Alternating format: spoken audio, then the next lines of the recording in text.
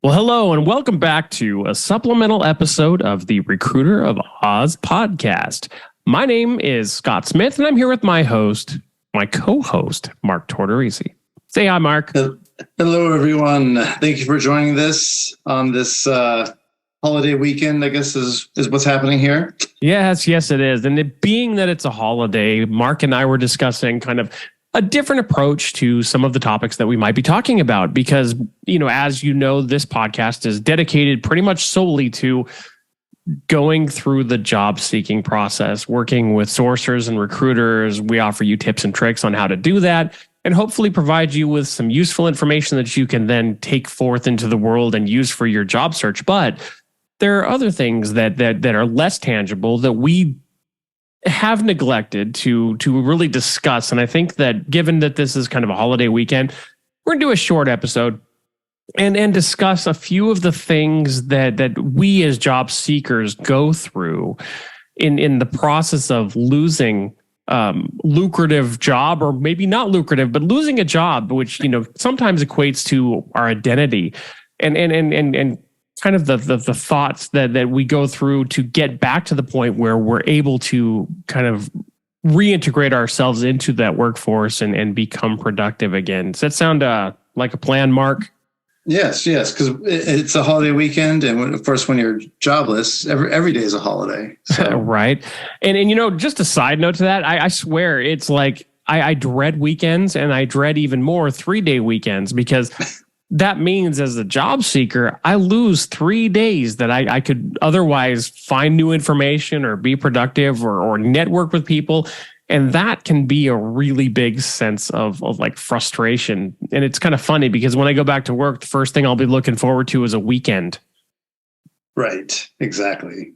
But there is a whole, kind of like, set of stages for dealing with losing a job and then the things that you do. So right. I think it's important, to talk about it so that people can kind of like understand that and have some kind of like tools to kind of cope with these kind of different feelings, different stages that they may have and that they may go through as they navigate this. Absolutely. It's kind of something that reminds me of like my mid 90s psychology curriculum when I was working on my degree, wanting to be a rock star and trying to find something that would, be less offensive to my very technical parents. And well, psychology was it, but it kind of takes me back because obviously there's pretty much, I think 5-6 stages of kind of that transition mentally from losing a job into being ready to kind of take that next step. And obviously where we all start, it's the grief. It's the grief stage. I mean, wherever you are in that job situation that you lost, it really doesn't matter. You could hate that job to, the ends of the earth. You could, curse your employers, your managers and whatnot. But the second that they pull you into that HR office and say, yeah, we're going to have to go ahead and let you go. It doesn't matter because then all of a sudden you're in this, oh my God. And I guess even before that grief cycle starts, it's the shock cycle. I've lost this job. What do I do? What's my identity? Where am I going to go from here? But very quickly, I find the grief thing happens. And then, seriously, we're not here making fun of this because it affects everybody. Thing. It's a thing for sure. I think what you said, the identity piece is a huge thing, especially if you like put in like a long time at a company and you put in like extra hours because like you either really were trying to get ahead in your job and you thought that was the way to do it, or you really liked your job and you really spent all those hours doing that job. You put in all of that time and you obviously got something out of it because they paid you. Right. But still, you put in all that time and then when you lose that job, then the shock, the grief, the unexpected, feelings that come with it then start to cause you to maybe like do some like self-doubt. What am I doing? What was I doing? How could it have been different? And so you go through all of those kind of like stages with kind of like the shock and the grief, I guess, being the first one. Yeah, I mean, and within that grief piece, a lot of us, I mean, I would say probably over 90% at one point or another have the real question of, should I even been doing what I was doing? Am I an imposter? And that whole imposter syndrome thing comes back like twofold. I mean, you're on the job. Yeah, we have those situations where we feel like, oh my God, maybe I'm not qualified to do this. But once you lose that job, you can validate that wrong assumption. Okay. That you're really not good enough. You don't have the qualifications. There are many people who do it so much better. Well, hey, got news for you, people. Regardless of the situation you're in, unless you're a total hack and you're doing it purposely, you're valid. Okay, and you are, in most cases, qualified for the job that you're doing. So the first thing to do there is to get rid of that thought. Okay, because it's not productive. The imposter syndrome thing, again, something that everybody deals with all the way down from to the lowest entry level person to the highest CEO. Everybody gets that at some point. So take that out of your process right now. Process the fact that, okay, wait, I don't have a job anymore. Great.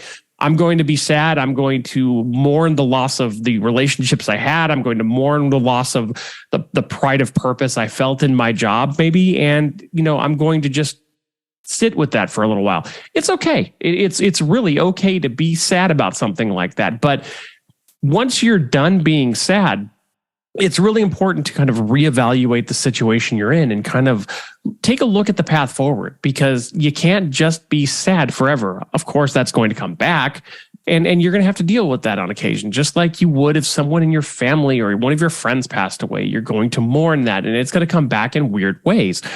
But let's take a look at the next step, though. So once you've kind of gotten to the point where you're comfortable with that grief and the understanding that you're no longer in that role, what's next? And really, Mark, what's next on your list for kind of moving forward? Right. So being an imposter myself, I can understand. No, no, I think so. The best thing to do is to after you kind of like establish that you've felt your feelings, then the next thing to do is to get into some sort of routine of like next steps, whatever those next steps are. So it is easy, I think, if you've ever been jobless, it's easy to kind of get into the rut of nothing's happening. So I think having a set routine, whatever that is, to kind of establish a set of kind of like regular steps that you do each day and keeping it going, that's important. And it can be, it's different for everybody. Everybody has their different routines that they do, like in the morning, throughout the day.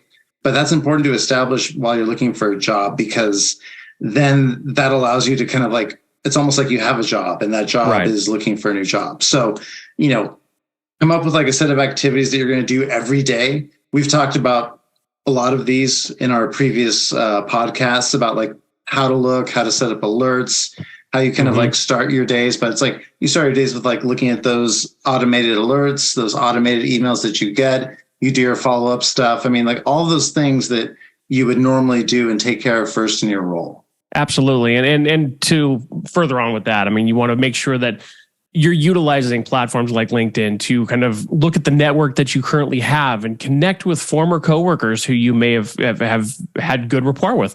Make sure that they know you were laid off. And if they're in the same situation, that can be helpful as well, because then you can kind of bounce ideas off one another and help each other kind of get through that next step and get into more of a productive cadence as you embark on that next process.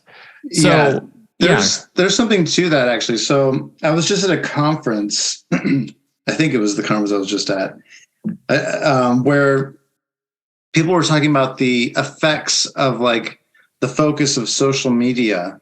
Yeah.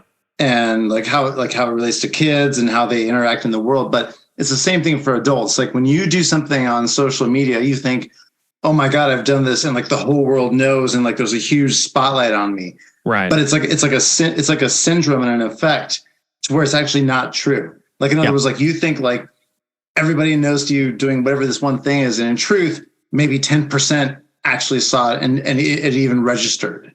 Right. So it's this whole thing. So now taking that thought process to you posting that you're open to work. you may have posted that, but does that mean that everybody that you know in the world has seen that? No, it doesn't. No. And even if you put that on your profile, even if you do LinkedIn posts, again, there are, millions of LinkedIn users. Like, why would your post show up? Even if the algorithm is set to show up for more people who are connected to you. Again, if these people that are connected to you have 10,000 connections, like, what's going to come up first, right? What are they going to see first? So it's like, you can't assume that everyone's going to know that you're looking for a role, right, just because you posted it. Like, it's an ongoing thing. So instead of just posting it and then saying to yourself, okay, I'm done, I did my job, you've got to do the networking. You've got to connect with your former coworkers, friends, whoever you have in your networking circles.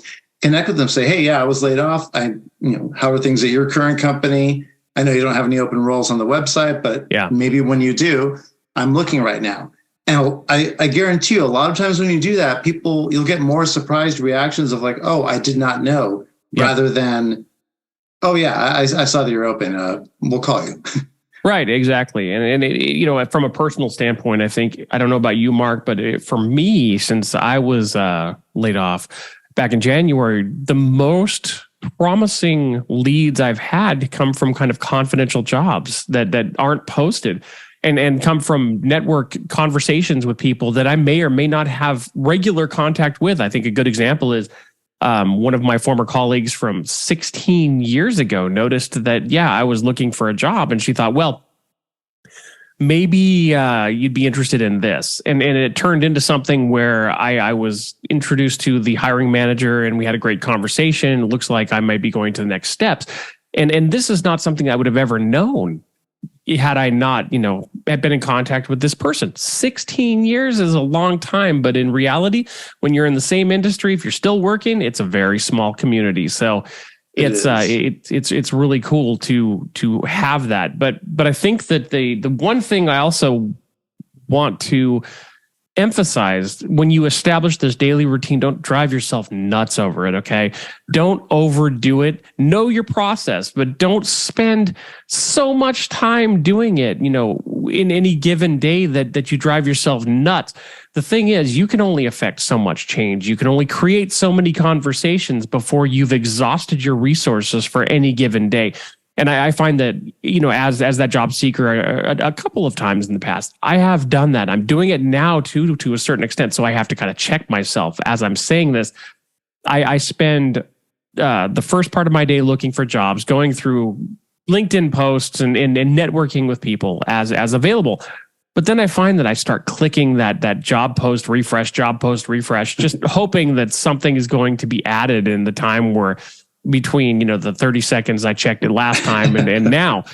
That's not the case. So the worst thing you can do, or one of the worst things you can do, is to drive yourself crazy by doing the same thing over and over again in a given day. A certain amount of time in the morning, you have that daily routine, do what you need to do, cover all your bases, and then you know what? Get up and step away from it. There are other things from the computer. Right. Step away from the computer. There are other things, though, that you can do to kind of build your visibility and build the perceived value that you bring to the table. Mark, what would some of those things from your perspective be? I mean, I would look at adding anything that develops you professionally. Yeah. So anything that's like a certification that you always wanted to get, but you didn't have the time because you were working, this is the time to invest in it. So, right. And I realize that there may not be like a sought after certification for every single person out there who is looking for a job, but for a lot of you, there is. Whether it's like some sort of like HR certification, if you're in security, some sort of like, cybersecurity, like certification, like any of these things, like you may have to invest a little bit of money, but if that extra little bit of certification on your profile helps, it's probably worth it to do it. Right. And some of the places that you can look at, I mean, there are a couple that come to mind right away, things like LinkedIn Learning. Now that it's not cheap if you pay for the year up front, but you know what? It's pretty valuable in terms of the resources that you are afforded when you have that subscription. And one of those is obviously LinkedIn Learning. And you can take courses from any number of different areas, roles, focus points, industries, whatever. And you get certifications for those, just to post on your LinkedIn profile, as Mark said, kind of increase that value that you are bringing to the table, or that is perceived that you'll bring to the table.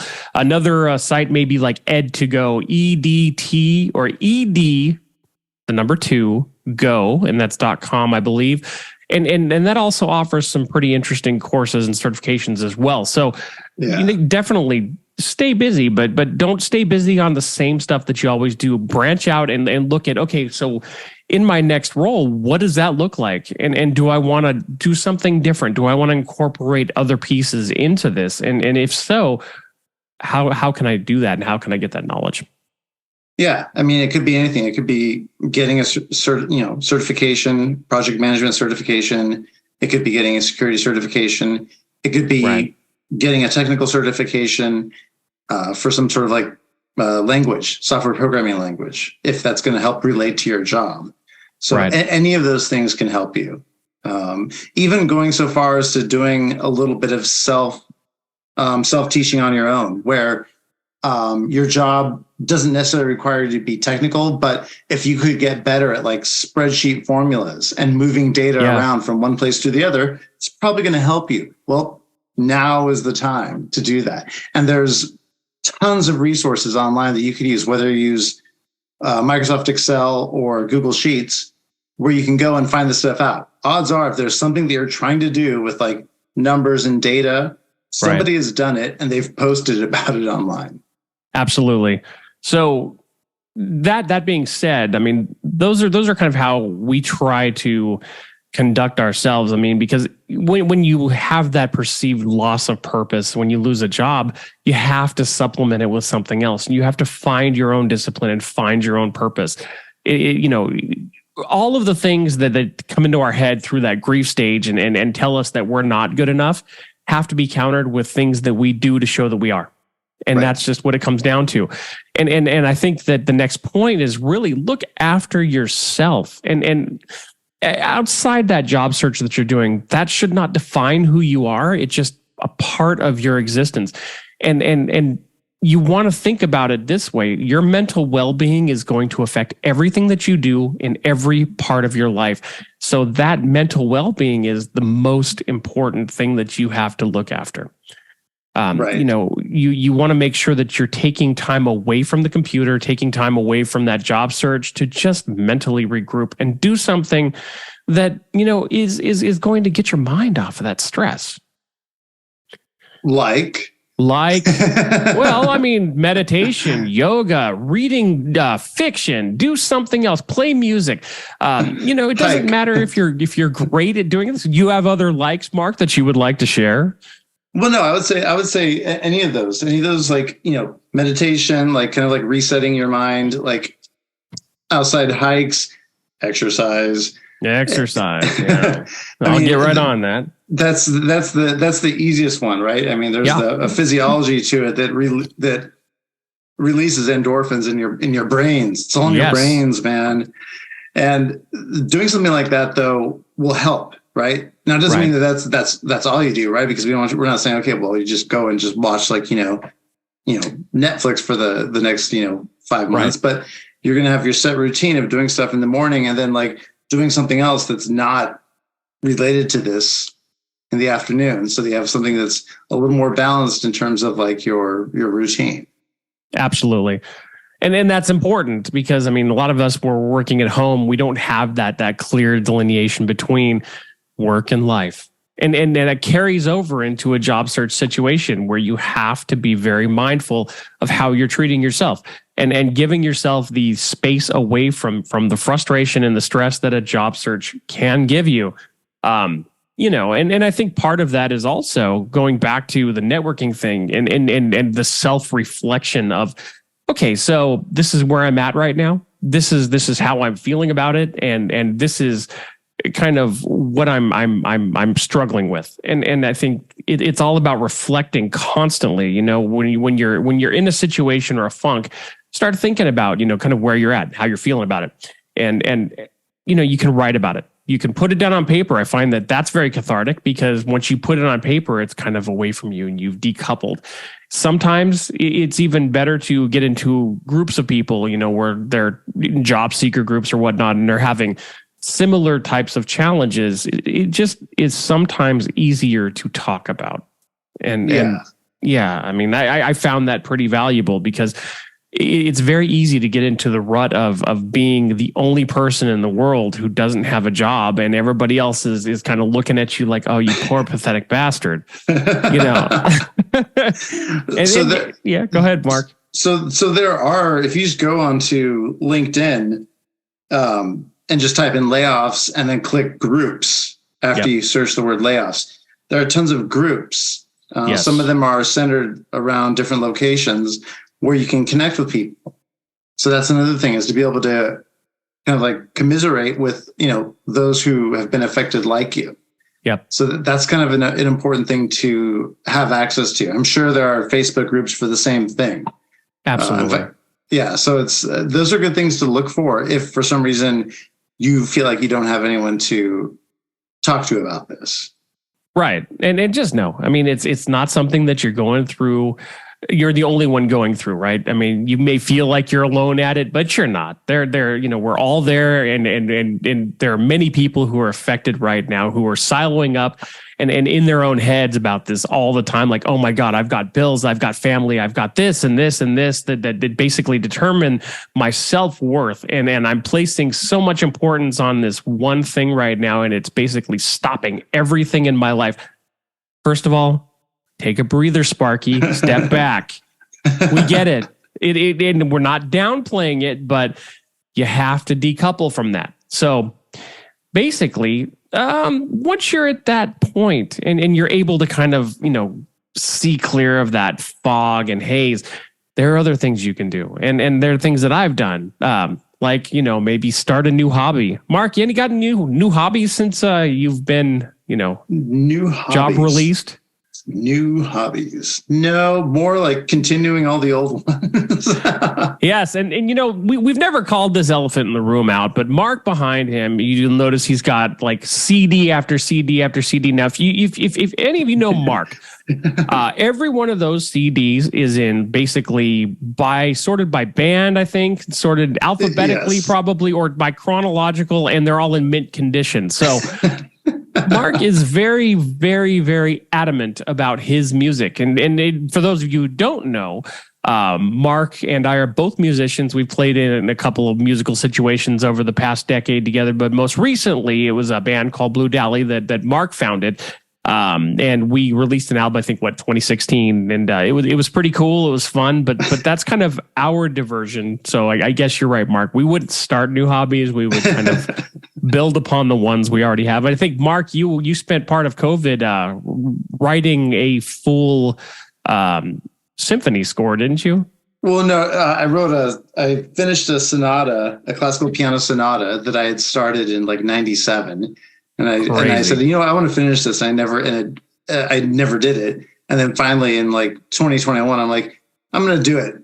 And so I did it. And then I started writing more pieces. And so since then I've written like 24 like classical piano preludes, and it's not stopping. It's amazing. The inspiration comes out.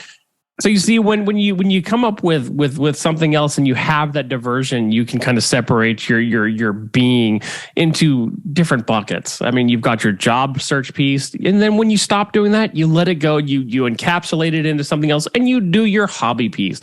And that right there will keep you kind of in a better mental space and able to go back to that job piece and not be super depressed. Now, the last thing I think we want to kind of talk about are, I think, a lot of the stages that are associated with a job search. And I think those of you who are in the process of doing a job search know it better than most. But Mark, you want to go ahead and take us through a few of those?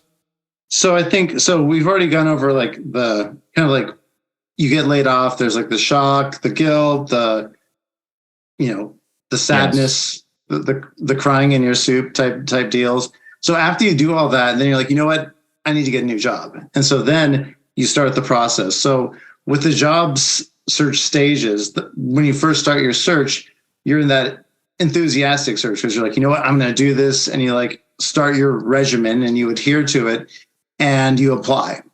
Yeah. And maybe you network and you do all the stuff that we've talked about in this podcast.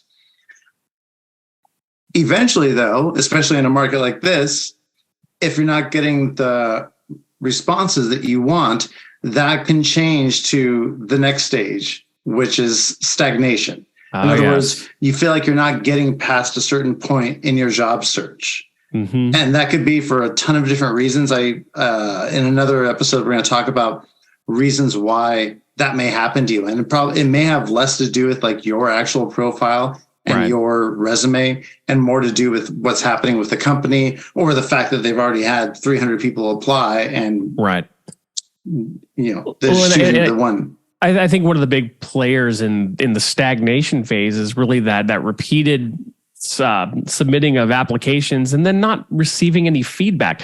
I mean, as Mark has already alluded to, I mean, there have been a lot of people who have been displaced. So you've got recruiters and sourcers who are taxed. And a lot of times, while a company may have good intentions and want to get out there and contact every job applicant that sends something their way, it's not feasible a lot of times. Yeah. So basically, in the lack of that or in the absence of that feedback, it's very easy to become frustrated and just be like, okay, great, no feedback. I don't know what the problem is. Am I doing something wrong? What is it? And then you start having that anxious feeling and you start becoming more concerned and those start creeping into, your whole overall conscious. What's next, Mark? Then you have to tell the kids there may not be a Christmas this year.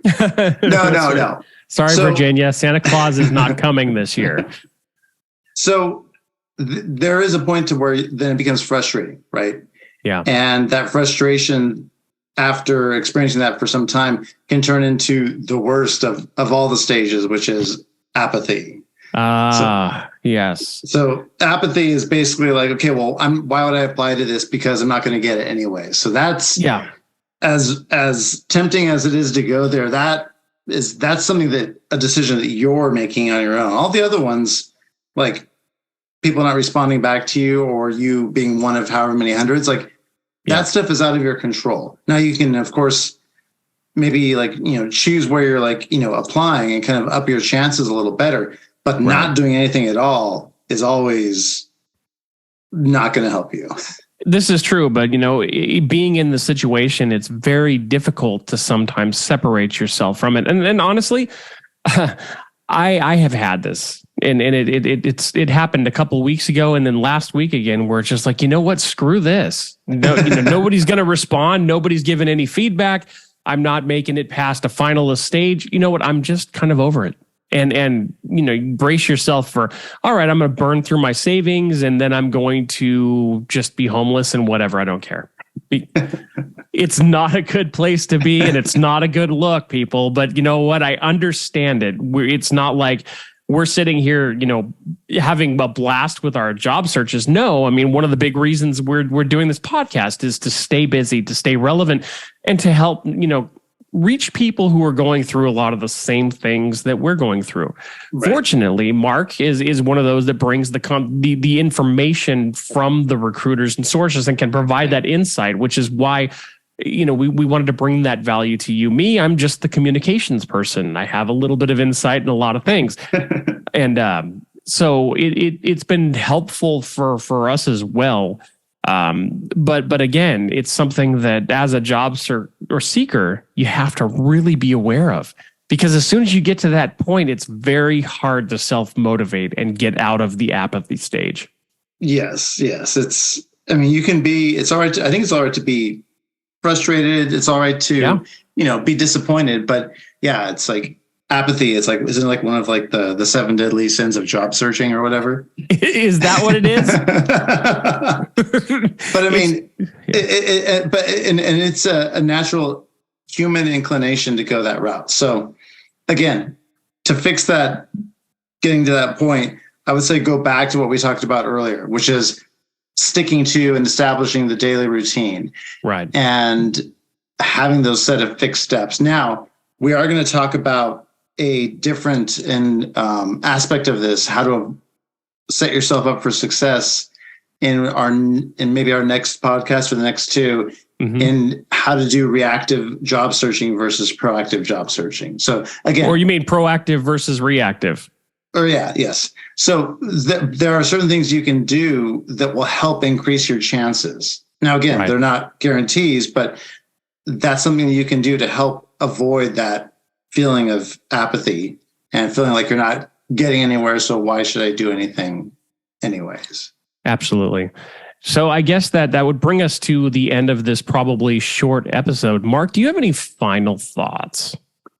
Yeah, I think everything we talked about is fair game to feel and reflect. Right. It's expected that you're going to feel like all these like different like levels as you go through the stages of like the job loss, and then like looking for a job, and the frustration, and then the no's, and then getting so far into the process and then nothing happening. So all of that is expected, but it's just important to kind of, again, sticking to your routines, utilizing your time to not just do the job searching, but like develop yourself, improve yourself, and also do things that are completely not related to the computer or job searching. Absolutely. That can also help. This is sage advice, Mark, and I super appreciate the insights and feedback. And I think I'll leave you all with a great quote from a former Saturday Night Live personality and Saturday Night Live skit. The skit was called Daily Affirmations with Stuart Smalley. Yes. And people, that is what I'm going to tell you. You're good enough, you're smart enough, and doggone it, people like you. Exactly. Have a great rest of your week, and we look forward to seeing you on the next episode. See you guys.